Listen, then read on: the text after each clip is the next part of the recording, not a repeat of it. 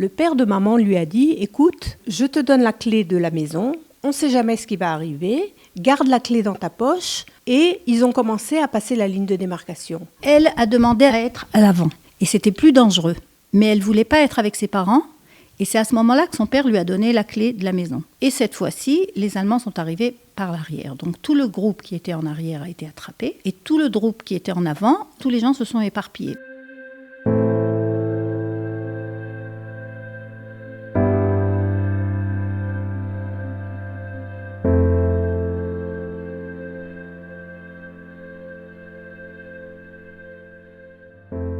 Ariane Pifko et Yael Pressman-Khalami, bonjour. Bonjour. Alors vous êtes les filles de Bambi et Manitou et vous allez nous raconter l'histoire très peu connue de votre maman qui a été rescapée de la Shoah. Elle est née à Paris, dans le 18e, de parents polonais. Elle avait un frère aîné et elle a vécu toute sa vie à Paris. Enfin, jusqu'à ce qu'on fasse notre alia en 68. Alors, pendant la guerre, donc, j'imagine qu'ils étaient en France. Ils habitaient dans le 18e, c'est ça ? Dans le 18e, son père avait un salon de coiffure et ils habitaient à l'étage au-dessus. C'était la rue du Ruisseau, au numéro 18. Les parents étaient des juifs complètement assimilés. Il y avait une partie de la famille des parents qui sont venus. On n'a jamais connu, bien sûr, parce que tout le monde a été déporté. Donc, ils habitaient, ils vivaient leur vie, une vie de gens qui travaillaient, dur. Ils parlaient à peine français, les parents. Mais les enfants ont été éduqués comme des petits Français. École de la République, l'école laïque, normale. Au début de l'occupation, le salon de coiffure de son père a été attrapé. Et c'était un Allemand qui le gérait et son père travaillait comme employé pour l'Allemand dans son propre salon de coiffure. Et je ne me rappelle plus quelle année, en 1943, son frère a été attrapé pendant une rafle et envoyé à Drancy. Et les parents ont compris qu'il fallait quitter Paris. Et ils ont payé un passeur pour passer de l'autre côté de la zone en zone libre. Oui. Donc, ils étaient tout un groupe. Et normalement, il y a une partie qui était vers l'arrière et une partie vers l'avant. Normalement, les Allemands, ils attrapaient les gens par l'avant. Et à ce moment-là, quand il y a eu tout un groupe, c'était tout un groupe, ils n'étaient pas tout seuls. Il y avait tout un gros groupe et il y avait 2 passeurs, un à l'avant, un à l'arrière. Le père de maman lui a dit « Écoute, je te donne la clé de la maison, on ne sait jamais ce qui va arriver, garde la clé dans ta poche. » Et ils ont commencé à passer la ligne de démarcation. Elle a demandé à être à l'avant et c'était plus dangereux. Mais elle ne voulait pas être avec ses parents et c'est à ce moment-là que son père lui a donné la clé de la maison. Et cette fois-ci, les Allemands sont arrivés par l'arrière. Donc tout le groupe qui était en arrière a été attrapé. Et tout le groupe qui était en avant, tous les gens se sont éparpillés. Mais comme elle était assez jeune, le passeur lui donnait la main. Donc il a couru avec elle. Et ils se sont retrouvés tous les deux tout seuls. Il lui a dit « Qu'est-ce que tu veux faire ?» Elle lui a dit « Je veux rentrer à la maison à Paris. » Et il l'a ramenée à la maison à Paris. Et pendant 1 an, elle a continué à vivre dans l'appartement de ses parents. Elle allait à l'école. Les voisins, il y avait surtout une famille qui s'occupait d'elle, qui lui donnait à manger. Elle vendait ce qu'elle pouvait vendre de la maison pour avoir un peu d'argent. Et à l'école, elle avait une maîtresse qui a tout de suite compris qu'il y avait quelque chose qui n'allait pas, qui l'invitait aussi chez elle pour manger de temps en temps. Elle savait qu'elle était juive. Elle savait qu'elle était juive. Elle portait l'étoile. Elle portait l'étoile à l'école. Oui, oui, oui. Et d'ailleurs, on a toujours l'étoile de maman. Et je me souviens de la première fois où je suis sortie avec cette étoile. Il fallait qu'on la porte constamment. J'étais à la fois très fière, je marchais d'un bon pas, mais en même temps très très inquiète et en regardant quand même autour de moi la réaction des gens. Et cette maîtresse a pris contact avec une assistante sociale, je crois, de la mairie. Je crois qu'elle a pris contact avec une autre assistante sociale qui était en contact avec les EI, avec les scouts. Et c'est comme ça qu'après, en septembre 1943, il y a eu un bombardement très massif à Paris. Et le 18e a été très touché. Et ils l'ont proposé à maman qu'elle sorte de la maison et qu'elle aille vivre dans une maison d'enfants juive. Bien sûr, elle a accepté. Alors, elle avait des nouvelles de ses parents en 1943 ? Aucune nouvelle. Aucune nouvelle, rien du tout. Elle savait rien du tout. Elle savait rien. Elle vivait sa vie de petite jeune fille, orpheline, parce qu'elle était, pour l'instant, elle était sans ses parents. Et elle n'a jamais su, jusqu'à assez longtemps après la guerre, elle n'a jamais su, elle a toujours gardé espoir, elle n'a jamais su ce qui leur était arrivé. C'est à ce moment-là qu'elle a commencé à écrire ou c'était un peu avant ? Et je pense que c'était déjà à la maison d'enfants, elle a commencé, à Paris, à écrire. Et alors elle écrivait, d'abord elle avait une écriture impeccable, elle écrivait très bien avec un porte-plume, et elle écrivait avec beaucoup, beaucoup de détails. Et je pense que c'est ça qui l'a tenu, c'est-à-dire s'accrocher aux petits détails de la vie. Son journal, elle l'appelait Toto. Cher Toto, et elle écrivait l'heure, 7h17. Donc elle s'est vraiment accrochée aux petits détails. À mon avis, c'était pour survivre, justement. Et alors à un moment, ils ont eu des renseignements, comme quoi il allait avoir une rafle sur cette maison d'enfants. Et elle a été évacuée dans une famille, chez une famille de paysans, des vrais picno français. Ils s'appelaient les Legros. Et dans un petit bled dans la Marne, qui s'appelait Vers-la-Gravelle. Et à ce moment-là, elle est restée cachée avec une autre amie qui était dans une autre famille dans le même village. Personne ne savait qu'elles étaient juives, avec des faux papiers qui ont été faits par cette fameuse assistante sociale qui s'appelait Micheline Belair, qui travaillait à la mairie et qui a produit des faux papiers à beaucoup d'enfants juifs. Les faux papiers ont été produits par la 6e. La 6e, c'était un département des EI qui s'occupait de faire les faux papiers et d'envoyer les enfants, les dispatcher dans des familles ou dans des endroits, mais sous faux nom. Et maman s'appelait André Payen. Quand ils sont arrivés, on leur a demandé dans quelle famille elle voulait être. Alors, elle était avec une amie qui était plus jeune qu'elle, qui s'appelait Jacqueline Honigman.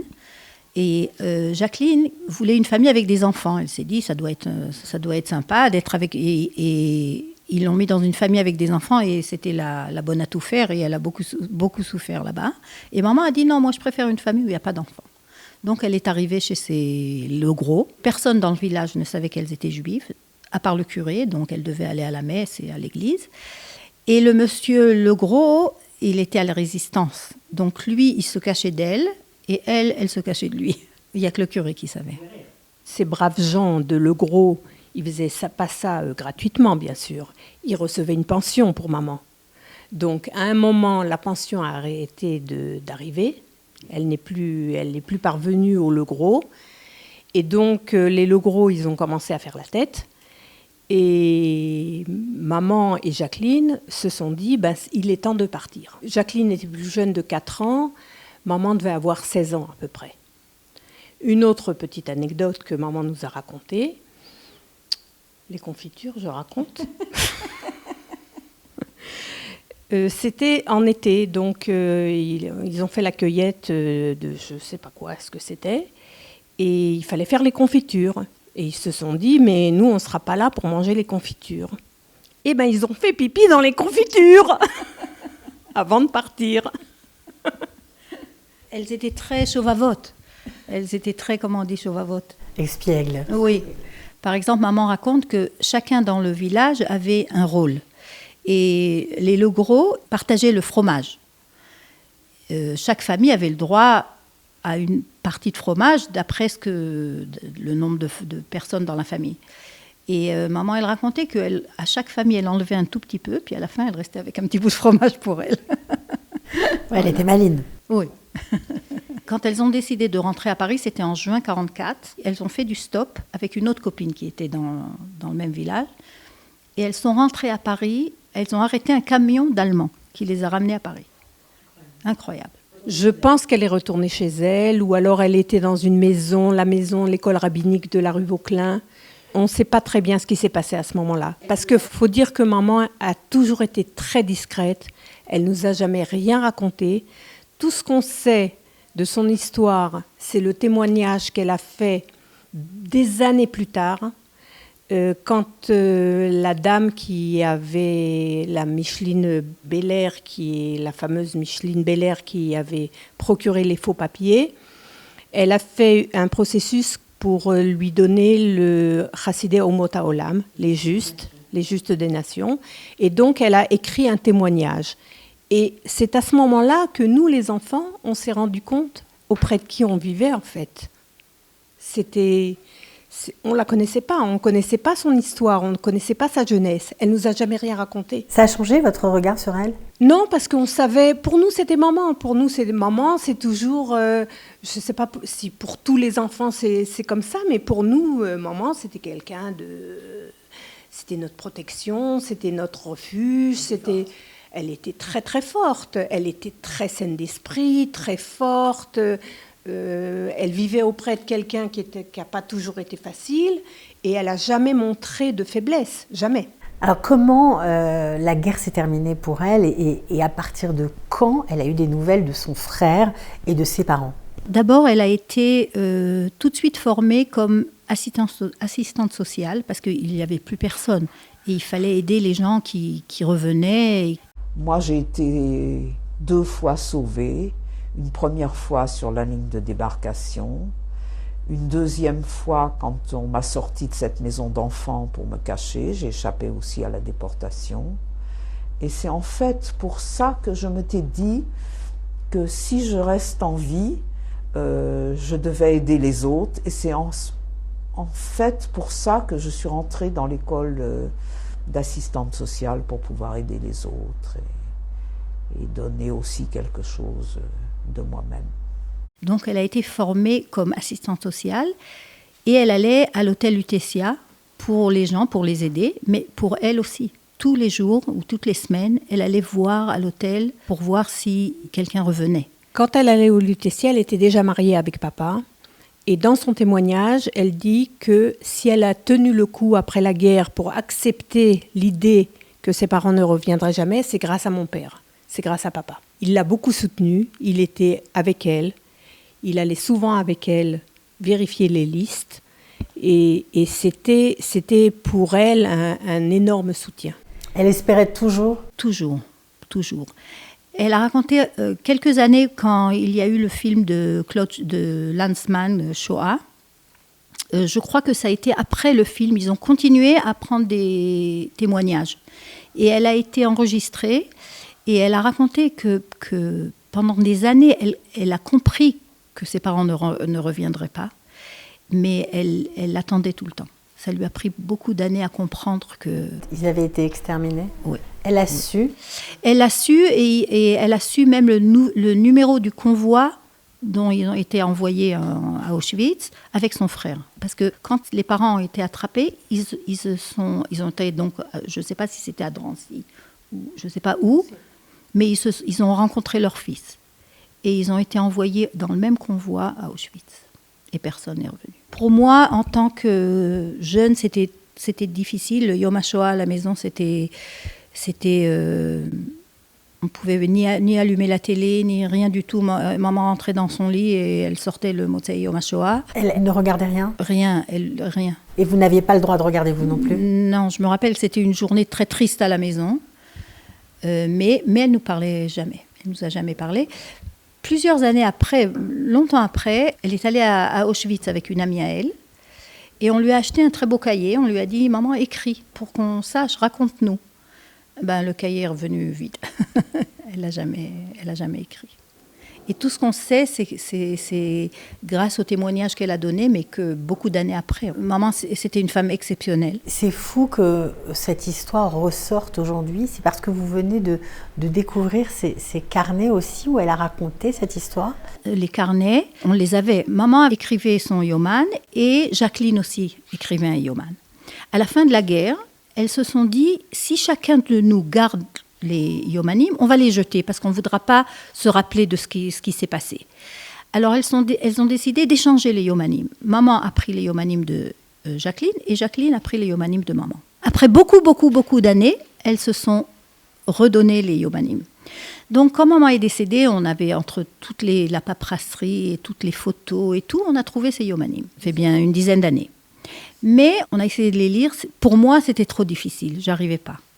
Miprina Rikshit, j'arrivais pas. Alors moi, je les ai lus et puis c'est très émouvant parce que dans ces carnets, elle raconte, comme je disais, les plus petits détails de la vie. Elle collait des photos, des tickets de métro, des fleurs séchées, toutes sortes de choses. C'est vraiment des carnets vivants. Et ça racontait exactement dans le plus petit détail, l'ambiance de la guerre, mais aussi jamais sans se plaindre, sans dire, sans insulte envers les Allemands, rien. Elle parle de ses parents dedans ?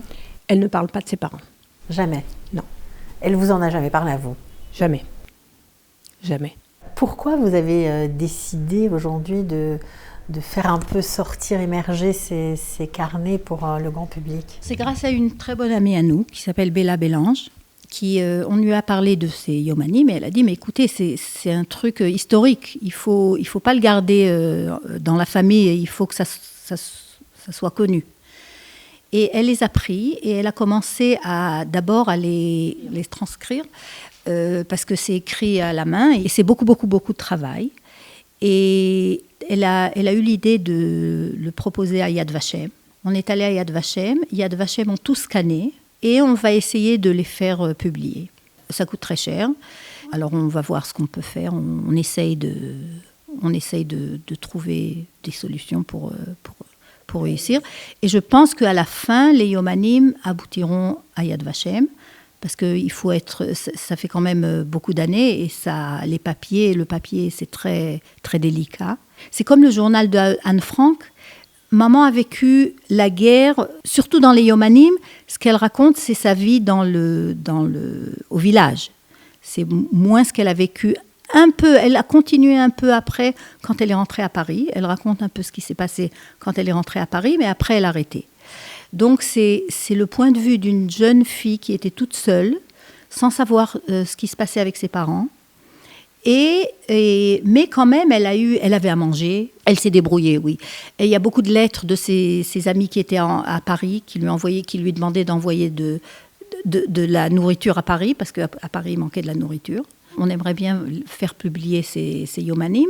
On espère que Bezrat Hashem, on y arrivera. De raconter sa souffrance aujourd'hui, Yom HaShoah, ça vous fait quoi ? C'est important pour nous que les gens savent ce que des enfants ont passé et ce qu'elle a pu reconstruire une famille après, une tellement belle famille. Et c'est Am Israël. Je ressens exactement la même chose. Voilà, on dit toujours qu'on a vécu auprès de parents assez exceptionnels. Pour nous, c'était notre père et notre mère, je veux dire. On ne voyait pas les personnes qui étaient un peu extraordinaires. Pour nous, c'était simplement nos parents. Et de lui rendre hommage aujourd'hui, ça vous touche? C'est important pour vous aussi? Oui, c'est important. C'est important aussi, comme Ariane a dit, c'est important de savoir que les gens sachent que c'est vrai, aujourd'hui, on a beaucoup de souffrance. Et effectivement, c'est Am Israël. Écoutez, nous, dans la famille, on a beaucoup de soldats. Et grâce à Dieu, maintenant, c'est eux qui nous défendent. On n'est plus tout seul. Et c'est grâce à nos parents qu'on est là et on continue. Et même dans ce temps de guerre qui n'est pas facile, on sait qu'on gagnera et on continuera.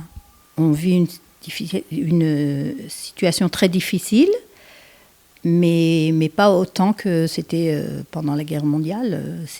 La Shoah, c'était pire. Et grâce à Dieu, on a un pays, on a des soldats. Et Beyachad Nenatzer. Yom HaZikaron, la Shoah et la Gvura. La journée du souvenir pour la Shoah et l'héroïsme. Que la mémoire de ceux qui ont été exterminés soit bénie et éternelle.